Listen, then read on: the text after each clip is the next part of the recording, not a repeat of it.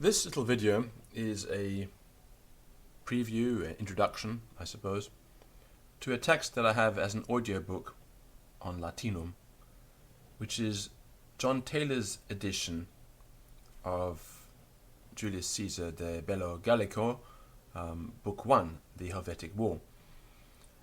This book, which was published by John Taylor, the publishers for the University College London in 1841. We don't know who actually wrote it, but the book itself is patterned after the system promoted by the Enlightenment philosopher John Locke.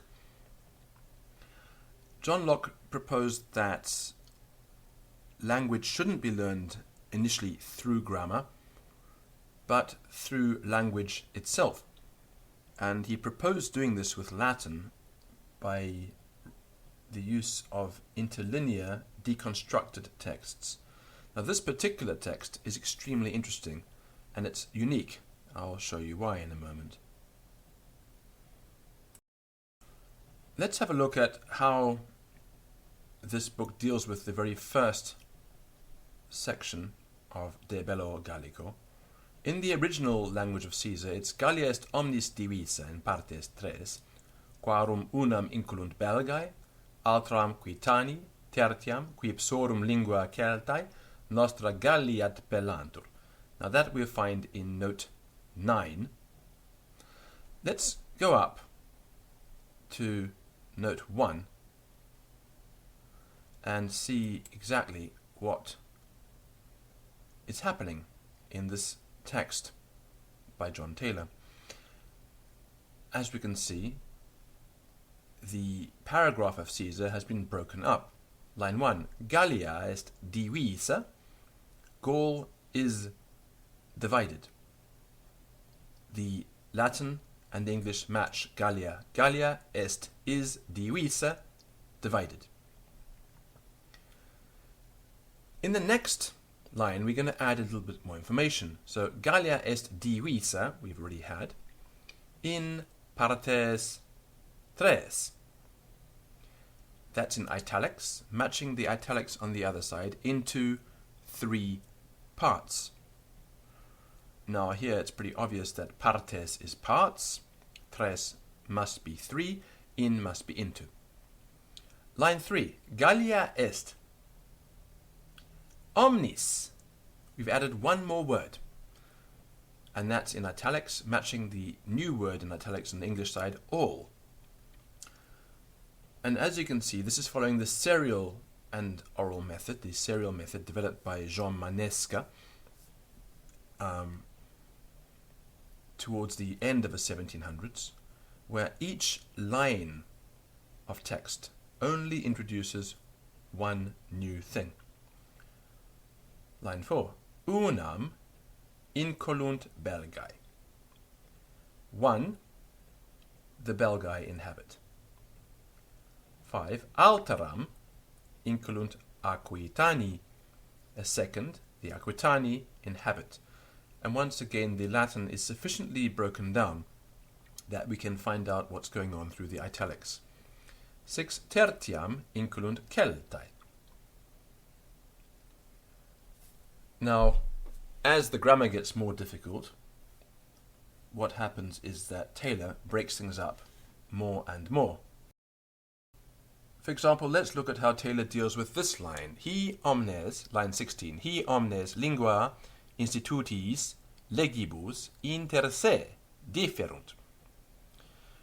He breaks it up into 3 little sentences. Lingua differunt, institutis differunt, legibus differunt.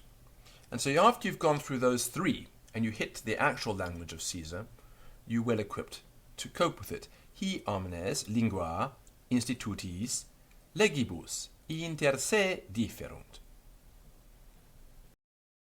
Line 38 has got slightly more complex grammar. Minime ad Belgas mercatores saepe comiant atque quae ad effeminandos animos pertinent important. Let's see backtracking, how we end up with this text. So in line 32, effeminant animos. Line 33, we're going to add a little bit more information. Ad effeminandos animos pertinent. So we have two explanations in the English to try and explain this grammatical construction without actually naming it. 34, ea important.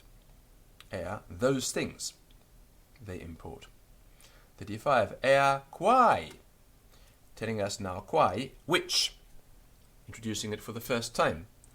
36, minime ad belgas mercatores saepe comiant, least of all to the Belgae. And then finally, line 37, we have the actual language of Caesar himself. And so on, and so on.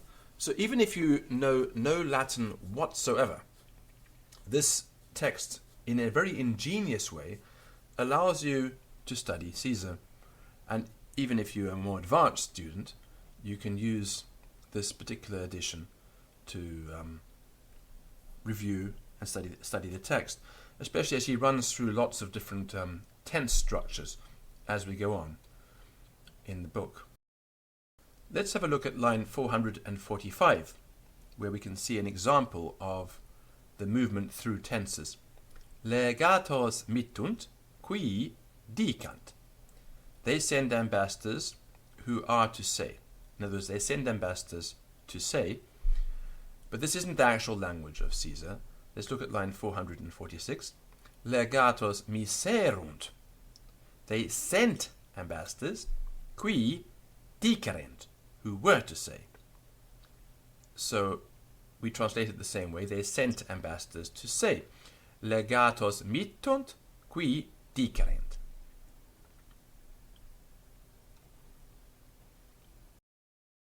In conclusion, Taylor printed a number of texts of this type, and I will be presenting all of them in series at Latinum. I think they're extremely useful texts for a student to listen to and to read.